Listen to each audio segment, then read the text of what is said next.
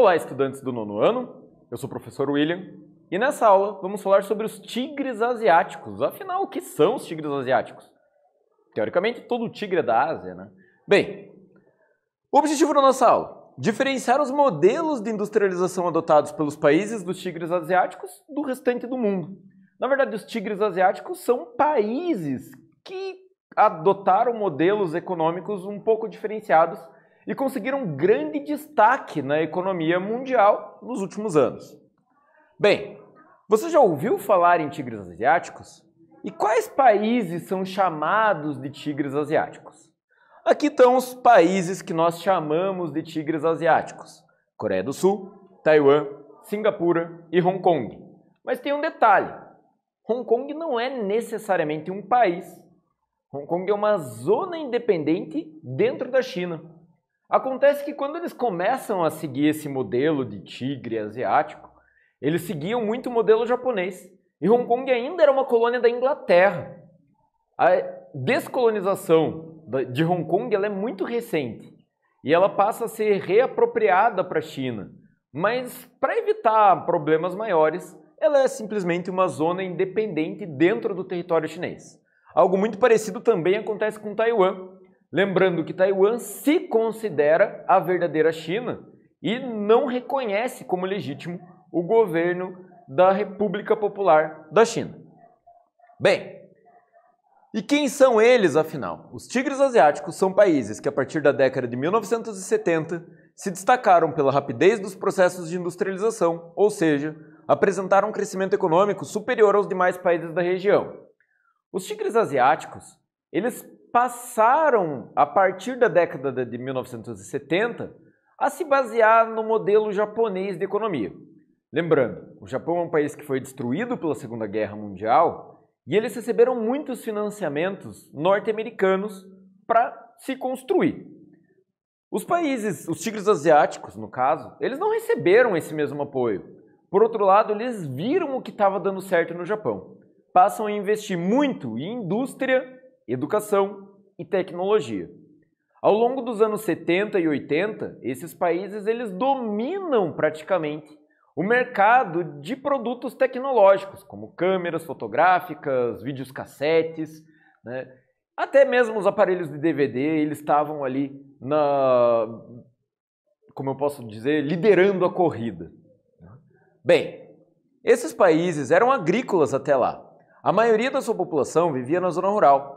A população tinha pouca escolaridade, não havia importantes recursos minerais que pudessem ser explorados e nem combustíveis fósseis. Porém, esses países acompanharam o desenvolvimento do Japão, considerado uma das potências mundiais. Seguindo o modelo japonês, os tigres asiáticos eles investem na indústria com o que eles têm, investem na educação com o que eles têm. Como no texto disse, eles não tinham combustíveis fósseis, eles não tinham muito o que agregar. Então, a única coisa que eles podiam fazer era investir em novas formas de tecnologia. Eles dependem de importar produtos de fora, matérias-primas vindas de outros países da região, para que eles possam produzir. Mas em pouco tempo, eles passaram a produzir praticamente tudo do mundo. Teve uma época que hoje é a China, né, que é a grande fábrica do mundo, mas ali nos anos 70, antes da China implementar as zonas econômicas especiais, eram os tigres asiáticos quem estavam fazendo isso. Bem, no mapa ao lado, nós podemos observar onde estão localizados os tigres asiáticos. Mais ao norte nós temos a Coreia do Sul, que assim como o Japão, recebe grande apoio dos Estados Unidos, na verdade. Depois nós temos Taiwan, que recebe até um certo apoio de Inglaterra e Estados Unidos, lembrando que o regime político do país é um regime econômico liberal. Hong Kong, que era ainda nesse momento uma colônia da Inglaterra, e Singapura, né?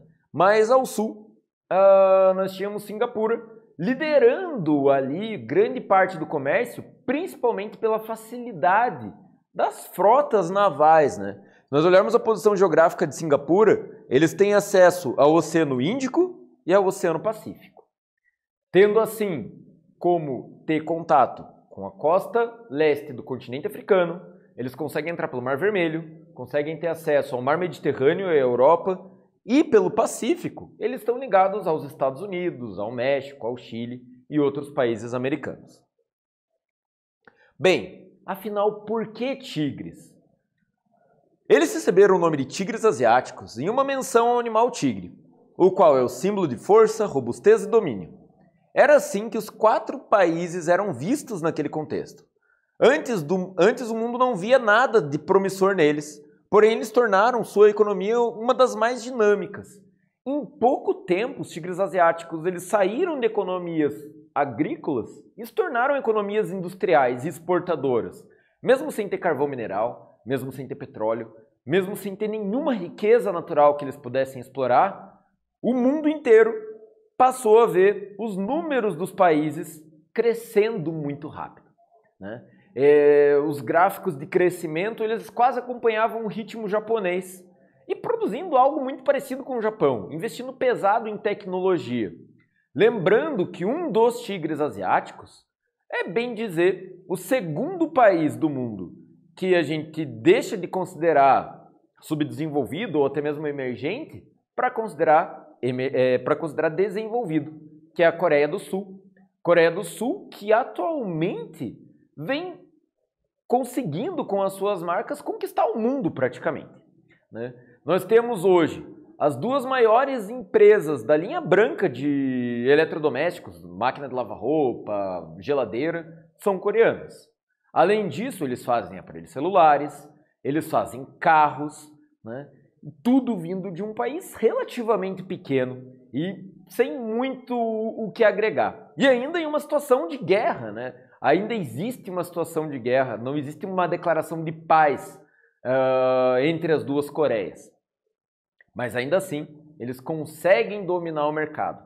Recentemente, a Coreia ainda investe em outros recursos, como a parte do entretenimento. Eles investem em música e também até mesmo em séries. Atualmente uma série, por sinal, fez muito sucesso na Netflix. Sobre o desenvolvimento industrial. O modelo de desenvolvimento industrial dos tigres asiáticos baseou-se em uma agressiva política conquista de mercadorias internacionais. Inicialmente, as principais mercadorias exportadas eram de baixa tecnologia, mas já na década de 80, eles desenvolveram rapidamente a produção de bens duráveis, com tecnologias avançadas, principalmente eletrônicos. É curioso que nesse momento os tigres asiáticos eles passam a praticamente copiar o que estava acontecendo no Japão. Muitas marcas japonesas instalam as suas fábricas nesses países porque tinha mão de obra mais barata. Apesar de não ter matéria-prima, tinha mão de obra mais barata. E nós vemos esse grande desenvolvimento. Várias marcas saíram dali, desses países nesse momento. E até hoje algumas delas reinam em alguns sentidos. Por exemplo, a tela capacitiva dos aparelhos celulares, que é essa tela de praticamente todo celular hoje em dia, que você tem mais de um toque na tela, ela é uma tela patenteada por uma indústria sul-coreana. Então, os recursos sempre vão para a Coreia. Independente da marca de aparelho de celular que você compre, sempre vai ter uma parte que eles recebem. Bem, vamos falar das características econômicas desses países. Eles adotaram um modelo econômico voltado para exportação, pautada no alto investimento, modernização de produtos internos. Coreia do Sul, Taiwan, Singapura e Hong Kong baixaram os impostos, estabeleceram isenção industriais e facilitaram os processos envolvidos, né, como remessas de lucros para o exterior. Então eles tiraram várias burocracias que antigamente tinham e passam a modelos de negócios mais simplistas. Nas escolas, muitos deles chegaram a tomar medidas complicadas ao ponto de vista ocidental, tirando algumas disciplinas que naquele momento eles não consideravam importantes e depois recolocando essas disciplinas, mas depois de muito tempo. Eles criaram sistemas para desenvolver a cultura deles e levar a cultura deles para o resto do mundo. É óbvio que vendo hoje um programa coreano, ou até mesmo japonês, nós vemos referências da cultura ocidental, mas com uma pegada bem deles ainda, né? Bem, como resultado, os produtos com baixo aporte tecnológico, como roupas, calçados e brinquedos, por exemplo, começaram a ser comercializados a preços baixos e imbatíveis no mercado internacional. Tinha um momento que praticamente todo brinquedo era feito em Hong Kong, todo tênis era feito em Taiwan. Hoje em dia tem os novos tigres e muitas dessas fábricas foram migrando de um lugar para o outro. Bem, foi criado nesses países uma força de trabalho bem preparada, produtiva e de baixo custo, com um sistema de metas de crescimento de cada setor com objetivos claros e alcançáveis. Foco em setores como de logística, infraestrutura, os quais empregam um número elevado de pessoas. A ideia aqui era você empregar a maior parte da sua população. Não importa se eles estão ganhando mal. É melhor ganhar mal nesse ponto de vista do que não ganhar nada, que é o que vinha acontecendo. Esses países eles passavam por um recente êxodo rural. A maior parte da população já estava vivendo na cidade e para você não ter uma população desempregada, eles não tinham muitas leis trabalhistas, né? É lógico, para o trabalhador, muitas vezes é bem complicado esse ponto de vista. Para o empresário, não tanto. Assim, o setor que desenvolvia, o governo já destinava esforços ao próximo setor da lista, podendo assim desenvolver diversas áreas uma após uma. E todas elas foram se estabilizando muito recentemente. Vamos para uma atividade. Quais características Coreia do Sul, Hong Kong, Taiwan e Singapura possuem que justifica a denominação tigres asiáticos? E que países eles recebem? Agora é com vocês, gente.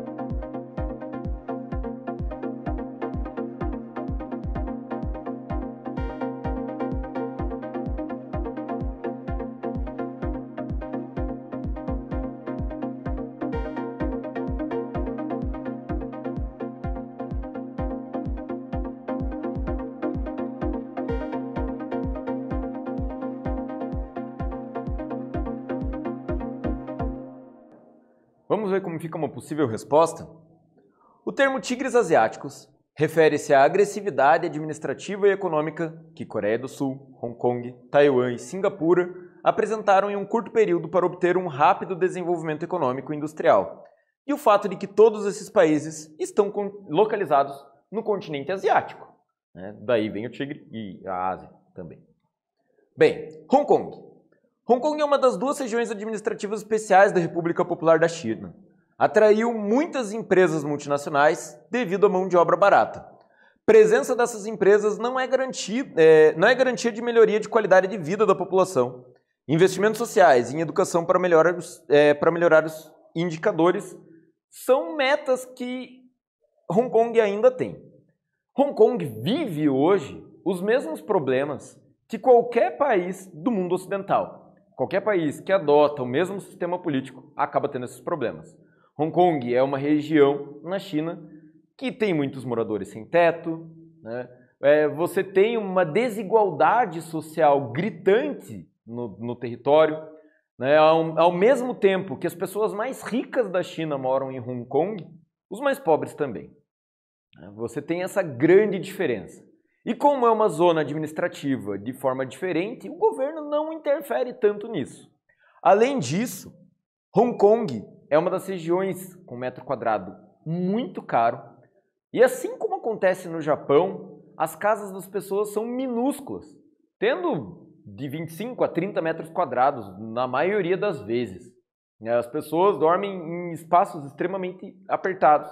Muitas vezes dormem em hostels ou, enfim, albergues, porque o custo de vida acaba sendo bem elevado.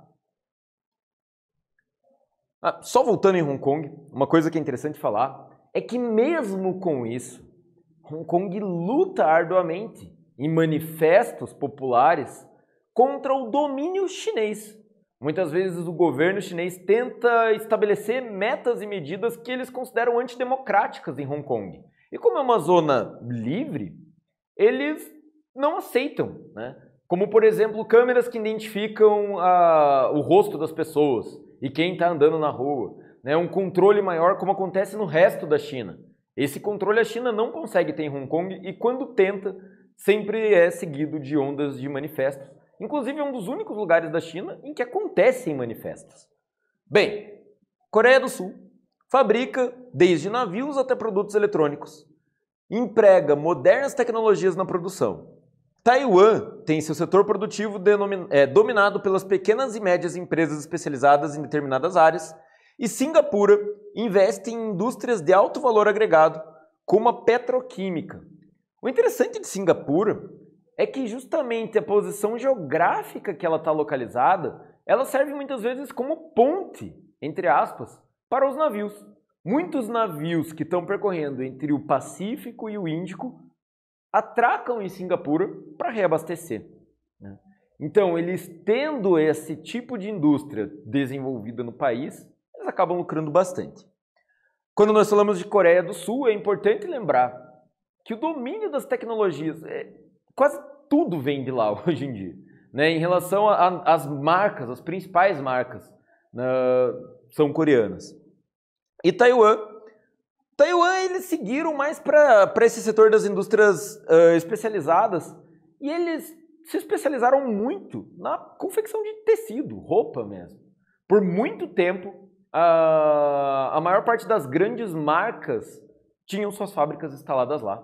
Algumas delas estão saindo de Taiwan e indo hoje para o Vietnã, que adotou um modelo econômico muito parecido com o que a China faz com as zonas econômicas especiais. Bem, veja outros fatores que explicam o desenvolvimento industrial dos tigres asiáticos. Incentivos fiscais, leis ambientais menos rígidas. Isso é uma vantagem econômica e uma desvantagem ambiental tremenda. Determinação governamental de promover a industrialização, ajuda maciça dos Estados Unidos, principalmente para Taiwan e Coreia do Sul, providências no sentido de maior distribuição de renda, aumentando desta maneira o mercado consumidor. Bem, quando nós falamos das medidas ambientais, por muito tempo esses países não assinavam nenhum protocolo ambiental. Eles ignoravam o que vinha acontecendo com o mundo. E hoje são lugares que sofrem as consequências diretas. Assim como o Japão, China ou os Estados Unidos. Esses países ou essas localidades, elas enfrentam diversos problemas ambientais, como grandes períodos de estiagem, tempestades, enfim, da seca ao excesso de chuva, da falta da água às enchentes. Isso sempre é aumentado devido ao desrespeito mesmo com a natureza. Vamos para mais uma atividade. A rápida expansão econômica e industrial de Singapura, Coreia do Sul, Hong Kong e Taiwan valeu a esses países título de tigres asiáticos. O início da transformação radical dessas economias ocorreu a partir da instalação de filiais de indústrias norte-americanas e principalmente japonesas que tiveram vantagens na nova localização. Escreva 2 argumentos que comprovem essa afirmação.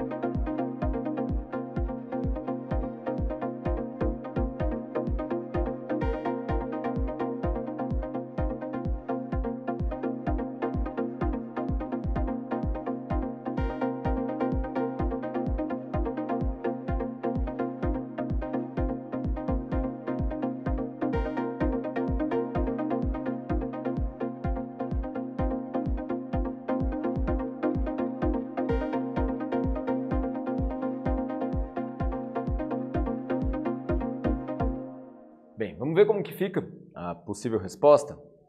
Os incentivos para a rápida industrialização desses países estão pautados no controle da inflação, melhor distribuição de renda e investimentos do ensino, permitindo a formação de um amplo mercado interno. A mão de obra barata e qualificada tornou a produção competitiva no mercado internacional. Além disso, o Estado se encarregou de promover a instalação de indústrias. Bem, nessa aula nós estudamos os tigres asiáticos, vimos como eles se comportaram ao longo das décadas de 1970 e 80 e como eles receberam ajuda de outros países como os Estados Unidos. Eu espero que vocês tenham gostado da aula. Até mais!